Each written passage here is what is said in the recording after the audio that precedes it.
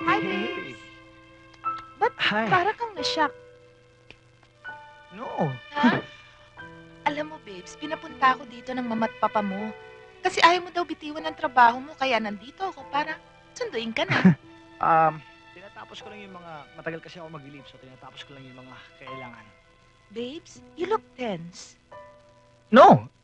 Me? Yeah. I'm fine. May sakit ka ba? Ah, Hmm? ano ako, pagod. Tired. Okay, babes. Aalagaan na lang kita. Magpahinga ka na. Okay? Love you. Iningat-ingatan ko ang ugat sa braso't muscle ko. Andrew Hill? Hey! Ma! Ma! Ay! Saan ka galing? Out of town. Beer? Sinong kasama mo? Worried kami. Ang tagal mong hindi umuwi. Tuwing tatawag kami, wala ka. At naka-off naman ang cellphone mo. May nakilala ako. Wonderful person. I mean, she makes me feel very happy. She? Ikakasal ka na. Ngayon ko lang naramdaman to. I mean, she feels, she feels so right for me, you know? Pinipili mong sa babae na kakikilala mo palang over Margarita. Nakilala mo na for over 8 years. Exactly pa. Yung sinasabi niyo sa akin na wala palang sa haba ng panahon ng pagkilala ng isang tao. Yung sinasabi niyo sa akin na perfect for me. Sa kanya ko lang naramdaman to. This is... Exactly. That's why you should meet her. Pum, pum, pum, pum, pum. Darna. Nay, behave, ah. Yeah. Behave. Go on. They're here. Ma, Pa, I want you to meet Nanay Ruby Hello. and, Lola Amor, Hi. Marcia, Mama, Papa, and, of course, Anya, my mom, Hi. Papa ko. Good evening, Iha. Hello po. Sit down. Sit down, sit down.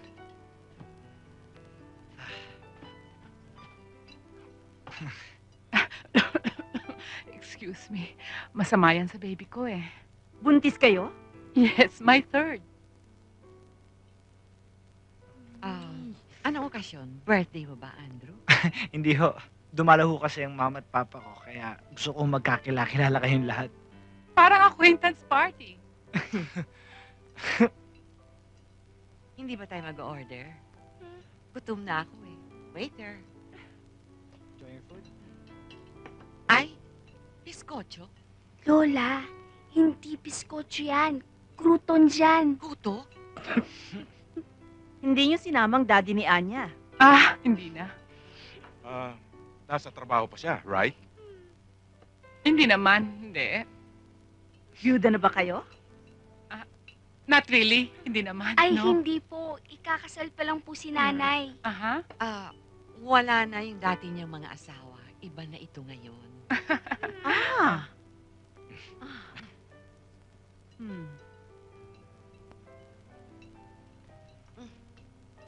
Ang tigas-tigas naman ito ah. Mm. Tignan ko nga. Ang tigas nga. Makakalabaw. Excuse me. Patikim balay.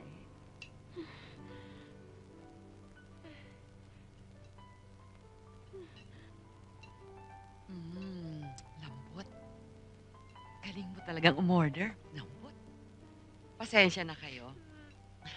Kasi kapag tumatanda na medyo mahina na ang panunaw.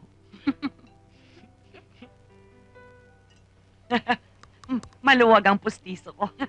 Hindi ko na paigpitan. Sarap, pahingi pa isa. Lola, tumigil na kayo. Ay, gutom ako eh. Hindi ko gusto yung kuto.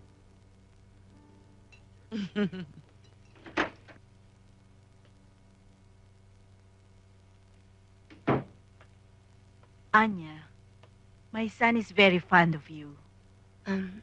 Natutuwa din naman po pamilya ko sa kanya eh. Don't get me wrong, Iha. Hindi ako matapobreng tao. At alam kong may magaganda kang qualities. Kaya ka nagustuhan ni Andrew. Pero bilang isang ina, ang nais ko lang naman yung makabubuti para sa aking anak. May naiwan siyang pakakasalan sa Cebu. At alam kong kay Margarita, magiging masaya at tahimik ang buhay ng anak ko. Iusap ako sa'yo. Wala naman yung problema dun eh. Wala naman yung kaming relasyon ni Andrew. Salamat.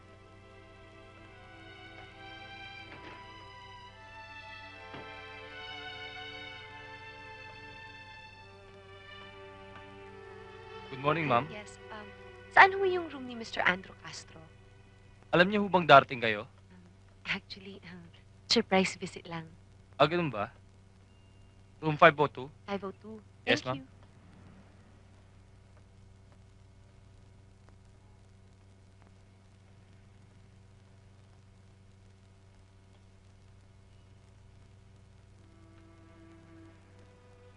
Hi, Good pwede morning, kay ma'am. Mr. Andrew Castro? Alam niya po bang darating kayo? Hindi, surprise visit lang kasi. Ganun I'm po his ba? fiancé. Room 502 po. Okay, thank you.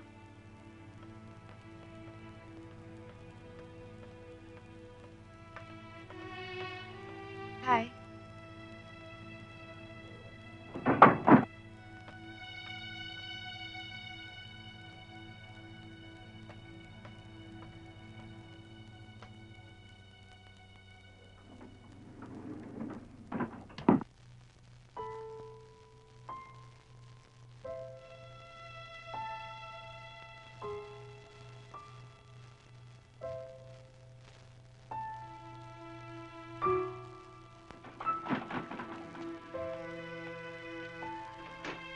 Hi, babes. Ba't Hi. para kang na-shock? No. Ha? Alam mo, babes, pinapunta ako dito ng mama't papa mo. Kasi ayaw mo daw bitiwan ng trabaho mo, kaya nandito ako para sunduin ka na. Tinatapos ko lang yung mga, matagal kasi ako mag-leave, so tinatapos ko lang yung mga kailangan. Babes, you look tense. No! Me? Yeah. I'm fine. May sakit ka ba? Ano Hmm? ako, pagod. Tired. Okay, babes. Aalagaan na lang kita. Magpahinga ka na. Okay? Love you.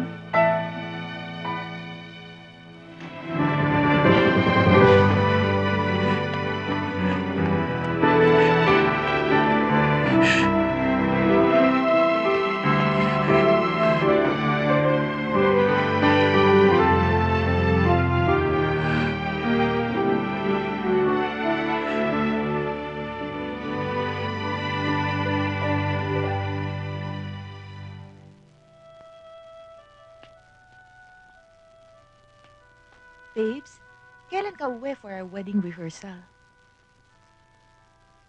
Next week? Next week. Kasal na natin yun eh.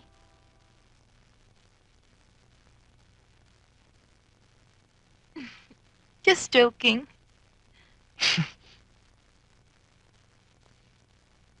Nagbibiro rin lang ako.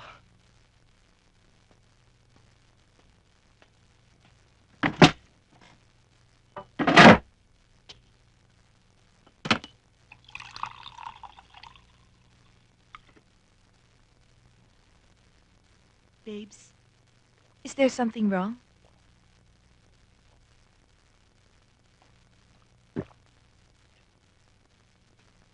Nothing.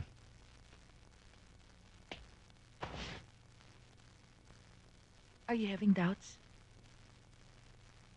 Why? You? No.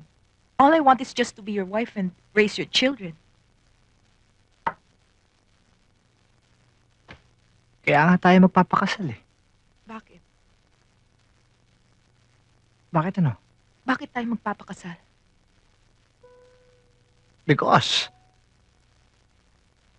Kasi alam ko magiging mabuti kang ina, asawa. Magiging tahimik yung married life natin. Yun naman ang gusto mo, di ba? Oo. Pero bukod dun sa komportable at tahimik na pamumuhay, ang gusto ko yung pagmamahal mo. Ang passion, ang lahat-lahat sa'yo. itutuloy natin ang kasal. That's my commitment. No, Andrew. Kung pakakasalan mo ko dahil gusto mo lang tuparin ang pangako mo, o dahil may word of honor ka, hindi yun ang gusto kong mangyari. Ang gusto ko yung buong pagmamahal mo. Yung buong pagkatao mo. Dahil yun din ang bibigay ko. That's why I'm marrying you. Sino ba ang kinukumbinsi mo? Ako? O ang sarili mo? Babes, papakasal tayo. Andrew, you still have time to back out.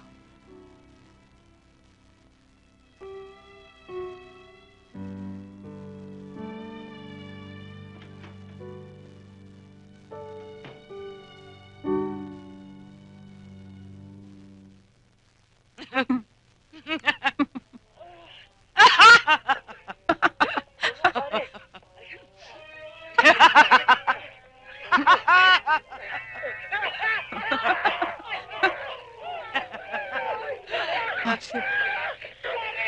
O yan.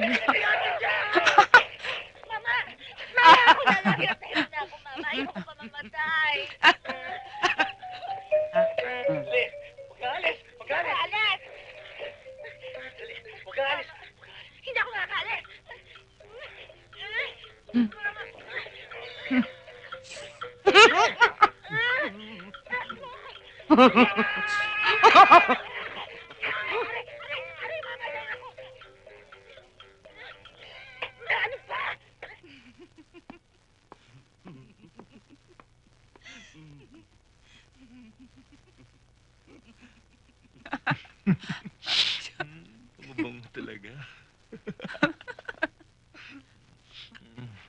Nay! Igalang niyo naman tong pamamahay natin. Magtatalo na naman ba tayo dahil kay Bert? Naku, Nay. Suko na ako dyan at ayoko ng pag-usapan yan. At ikaw, sabi mo sa akin wala kang boyfriend, bakit nakikipag-holding hands ka? Ate, hindi ko naman talaga boyfriend si Joey. MU lang kami. KM nyo yun o kano pa man yun, pareho pa rin yun. Ba't ka magalit sa mundo?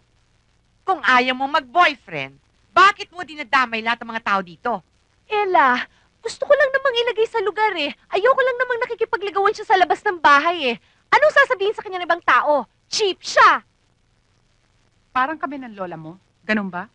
Nay, hindi naman ho sa ganun. Kaya lang, ayoko lang naman na may masaktan eh. Kung may masasaktan, kami yun. Kung may maiiwan, ako ang maiiwan. Handa ang kalooban ko dun. Huwag mo kong problemahin. Anya, kapag nagmahal, binubuksan mo ang iyong sarili sa isang tao.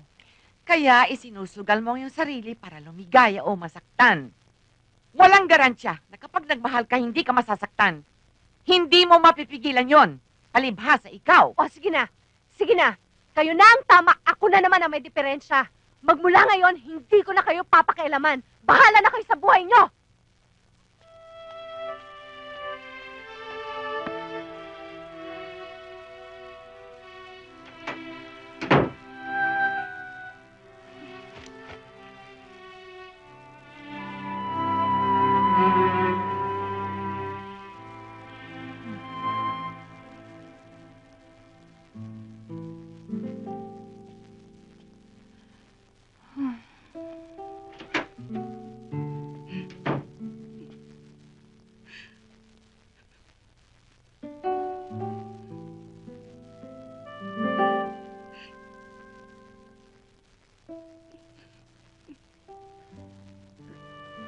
Inaantok na ako. Gusto ko na matulog.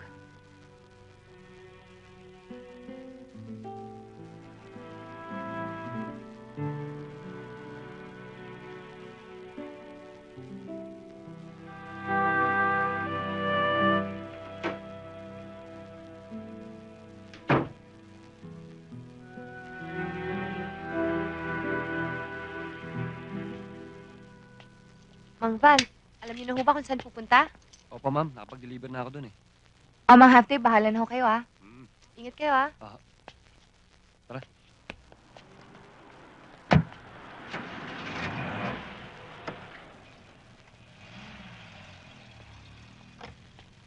Hi. Hi. Akala ko ba nasa Cebu ka?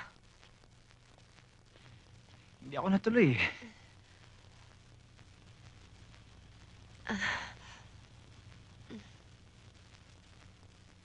Paano si Margarita?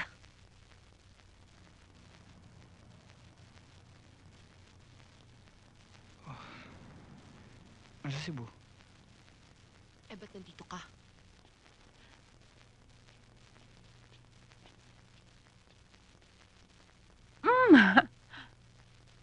Magandang hapon ako. Ikaw ang mahal ko. Naguguluhan ka lang. Kung mahal ko ang babaeng dapat kong pakasalan, hindi dapat ako naguguluhan. Huwag ka nang maguluhan. Hindi naman tayo bagay eh. Hindi na importante sa akin yun. Magulong pamilya ko. O, gusto ko na magulo. Hindi ka ba nahihiya? Ang nanay ko, ang lola ko. Mamahalin ko lahat ng mahal mo. Lahat ng bagay sa buhay ko matagal na nakaplano.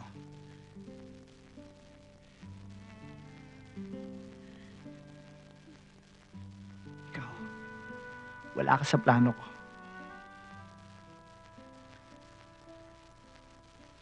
Minahal kita na hindi ko sinasadya.